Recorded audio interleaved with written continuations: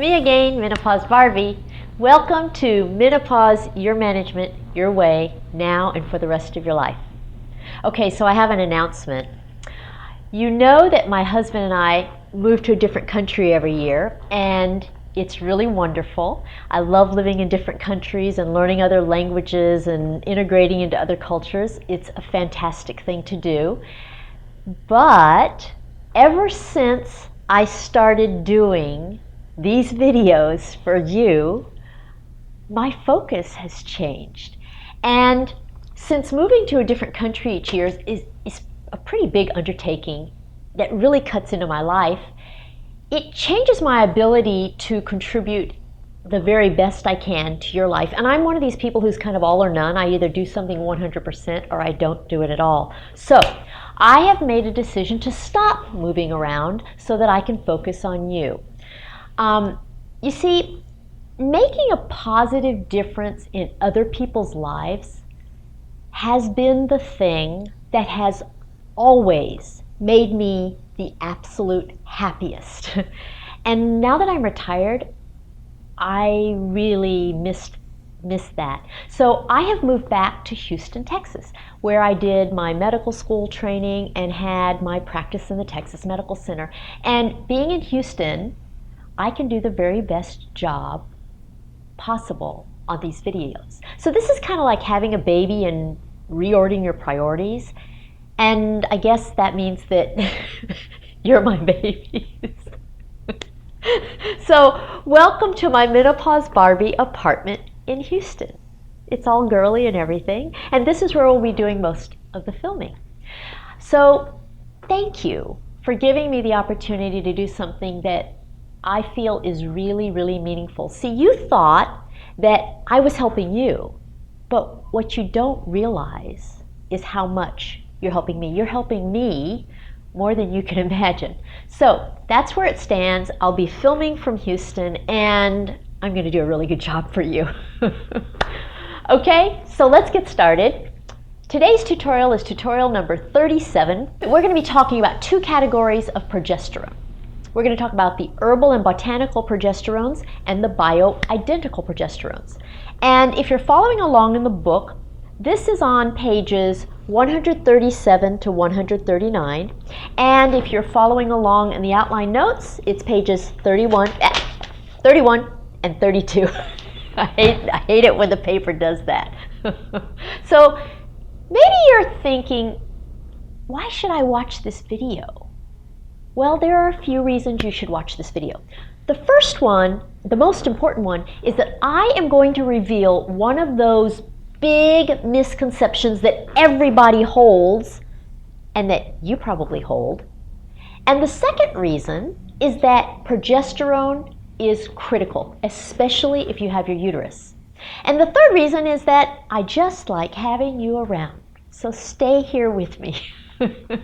So you'll recall that in the last tutorial I explained how changing and unpredictable and inconsistent and variable progesterone is. You remember the chameleon I had? Okay, today I don't have the real chameleon, I have these fake guys, but they'll have to do. Maybe you're glad that the real one isn't here with me today. My assistant, Ariana, who videos these, she was mortified of that chameleon. She is so glad that we don't have a live chameleon today, so maybe you are too. But last video, you learned that progesterone is like a chameleon in many ways. And despite the fact that progesterone is so finicky, it has a critically important purpose. So if you choose to use any form of estrogen at all for managing your menopause, and you still have your uterus, then you must take progesterone in addition to estrogen. So that's because progesterone prevents uterine cancer. And so when we talk about estrogen, you remember that there were all these different sources of estrogen. You know, you could get them in your diet, botanicals, and herbs, and the same is true for progesterone. So maybe you want to use a non-pharmaceutical form of progesterone, and if so, this tutorial is for you. So today I'm going to present the botanical, the herbal, and the bioidentical forms of progesterone. And as usual, I'm going to show you various products and tell you all the details about each of them. Okay, the first thing we're going to talk about is an herb. It's called chasteberry.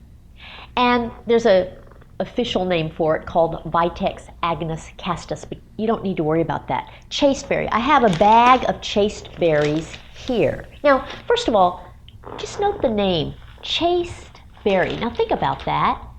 The name says a lot about this product. The word chaste means pure or not engaging in sexual intercourse.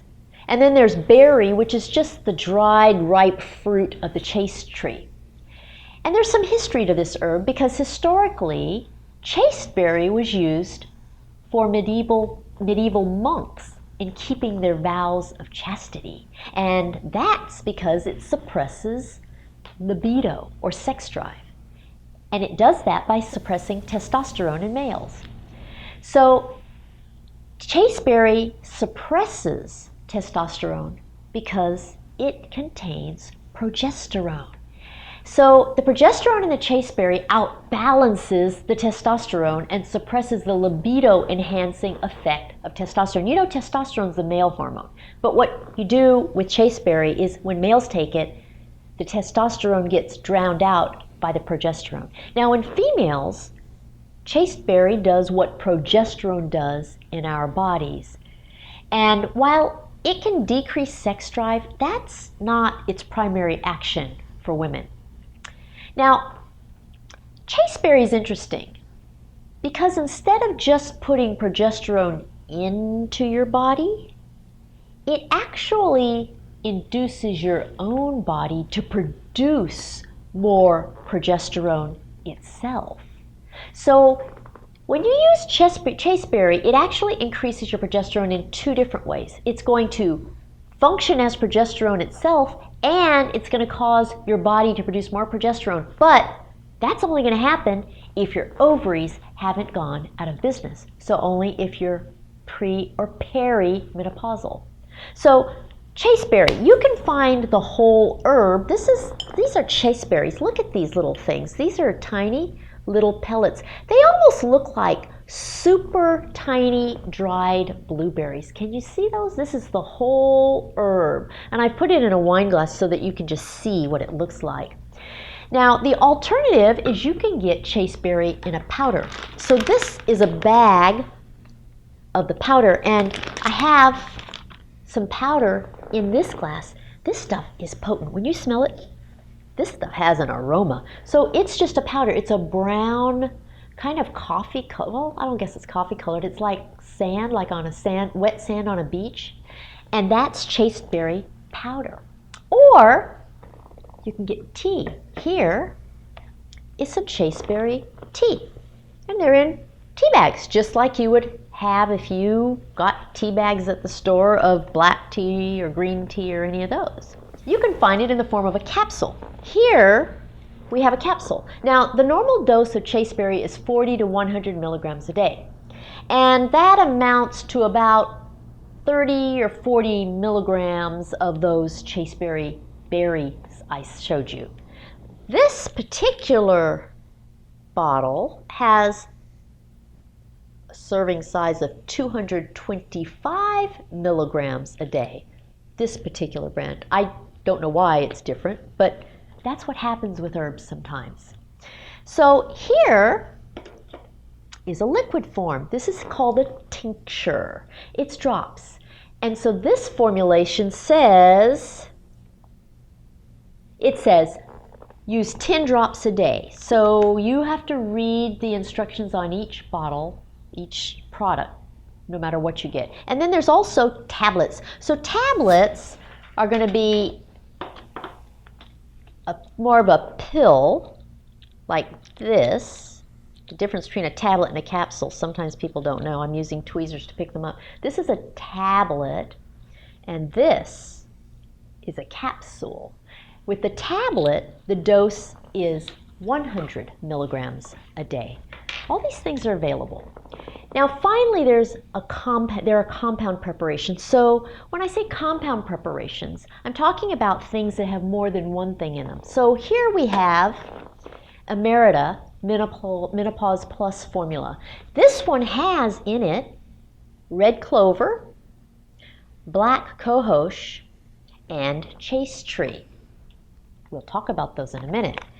Here we have two more combination products. This one is estrone capsules. This one is AM/PM perimenopause formula capsules.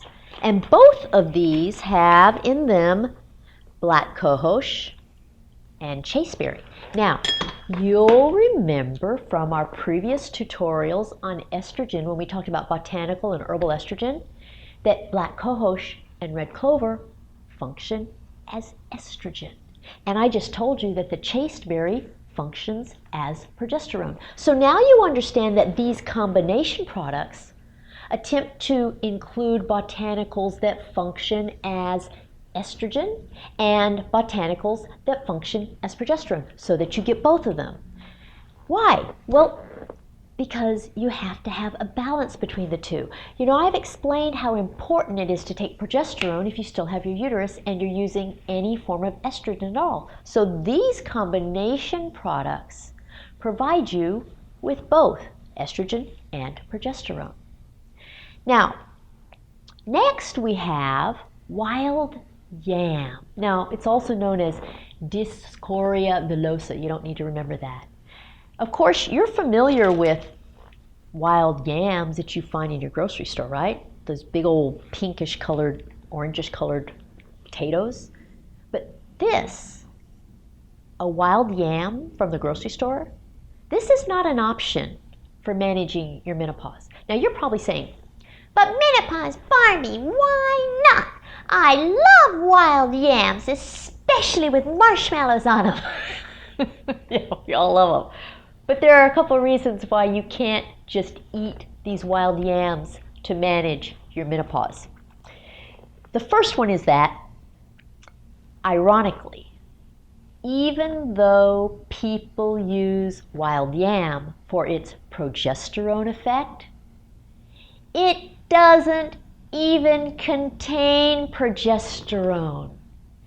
Wild yams have estrogen in them, not progesterone.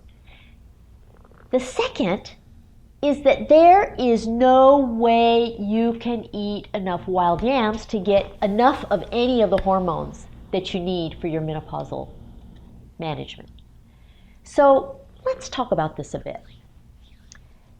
I guarantee that if you go to a vitamin or herb shop looking for wild yam, you are going to find it with the progesterone products, not the estrogen products. So I'll show you. Here's one. This says natural progesterone. This is a product that says that on the front of it. But if you look on the back of it, it says natural progesterone cream from wild yam. Okay, what does that make you think? It makes you think that wild yams have progesterone in them, right? See, this is a misconception that gets out of control. And it sets the stage for a bunch of other things that are just plain wrong. And that is the case with wild yam. So I'm presenting wild yam here with the progesterones to make sure you know that it's a big misconception that wild yams have progesterone in them. They don't. Did you see the second Sex and the City movie where the four girls go to Abu Dhabi and the customs officials at the airport in Abu Dhabi confiscate all of Samantha's progesterone creams for menopause? And so the wild yam is what she's using morning, noon, and night during the movie to compensate for her progesterone creams that got confiscated. Well, of course, that implies that wild yams have progesterone in them, and they don't. So this is how pervasive this myth is. You know, a multi-million-dollar movie is made around a misconception, and the movie is fantastic. I loved it. It's fun. But you can't use wild yams for progesterone because they don't have progesterone in them. So I wouldn't want you to think that you could do that kind of thing and attain your goals. I mean, you can eat all the wild yams you want, but you're not going to get progesterone. Here's the other thing. You would have to eat a truckload. I mean, a truckload of wild yams to get enough of any hormone to make any difference at all. And you'd be getting estrogen, not progesterone. Do you remember when I taught you that tofu contains estrogen? And you can eat tofu and get some estrogen. But wild yams don't contain nearly as much estrogen as tofu does. So you have to eat so many more, it doesn't make sense to rely on wild yams as a food source of estrogen, okay? So despite all these misconceptions, there are a bunch of wild yam products that are marketed as a progesterone source. And they're very popular because everyone believes that wild yams have estrogen. So can you imagine buying wild yams, thinking it's progesterone, and then also taking another form of estrogen? You're going to get a double dose of estrogen. And that can cause uterine cancer. Okay? So remember, wild yams have estrogen in them. So now I'll show you some wild yam products, okay? You can use wild yam, but you have to understand it's estrogen, not progesterone, okay? So you can get the actual wild yam root.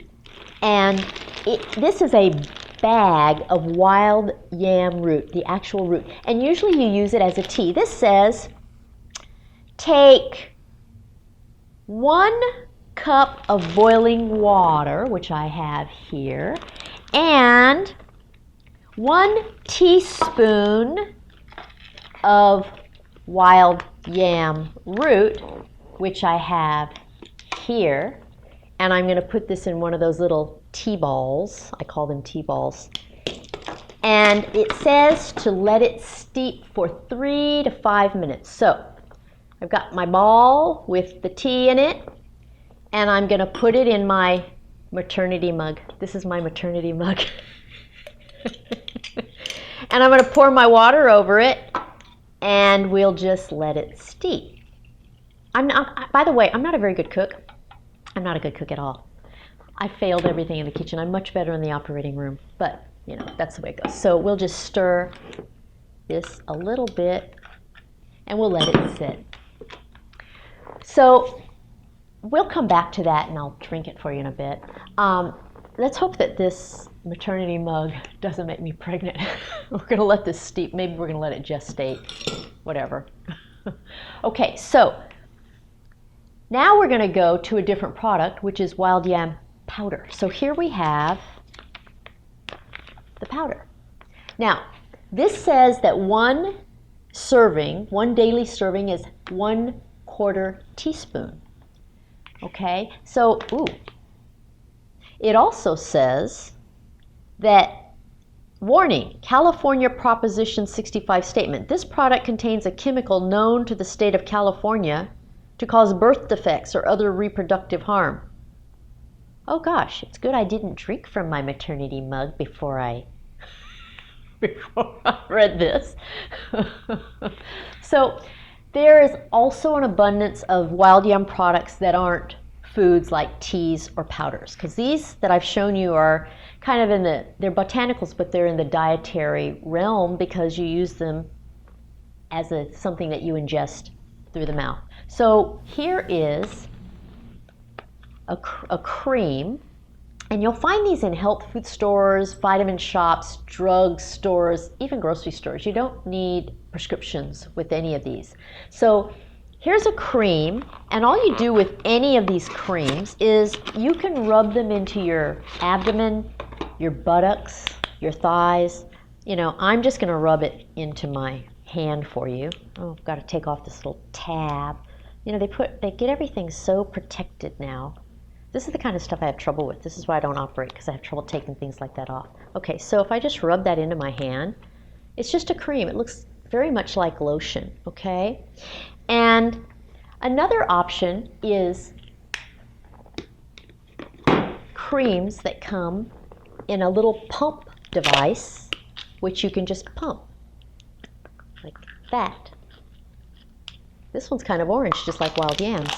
So you can see they all are the same consistency of a cream. And in keeping with the tendency of progesterone to be really variable, you have to read the labels on these things because they vary greatly in potency. Some of these contain less than 2 milligrams of progesterone per ounce, and others contain between 2 and 15 milligrams per ounce. Let me see what I've got here. This one here, this one contains in that range of 2 to 15 milligrams per ounce. But some contain as much as 450 milligrams per ounce. That's a big difference. So this one and this one contain 450 milligrams per ounce. Big differences, right? These are things you have to be aware of because the variation isn't something that you're going to be aware of unless you watch these videos. Another thing you might notice is that these creams often claim to have actions that are typical of both estrogen and testosterone as well as progesterone. Well, and you understand that's consistent with the chameleon properties of progesterone that I explained in the last tutorial. So I taught you that progesterone can turn into estrogen or testosterone. That's why I called it a chameleon hormone. So what they're doing is they're talking about all the potential possibilities once the progesterone is in your body, okay? But realize that these wild yam creams are really estrogen. So again, that misconception of progesterone coming from wild yams pervades all of these products, okay? Now, another option for wild yam is in the form of capsules. So here we have some wild yam capsules. Here's one called New Body, and here's another one called Solar Ray Wild Yam. They're capsules, and you can see that there are many forms of these wild yam products. Now, as long as you use them as an estrogen source and not as a progesterone source, you'll be on the right track. So now let's take a look at our wild yam tea. Here it is. It looks like it has steeped well enough. I'm going to taste it, let you know. It's good. It's nice. It's soft. It's mild. It's not biting or strong. Nice stuff. So I guess what this means is that when it comes to herbal and botanical forms of progesterone, you really are left with just chasteberry because the wild yam is really estrogen. That's the lesson, really estrogen. So now, let's talk about bioidentical progesterone. The general name for bioidentical progesterone is USP progesterone. And USP stands for United States Pharmacopoeia.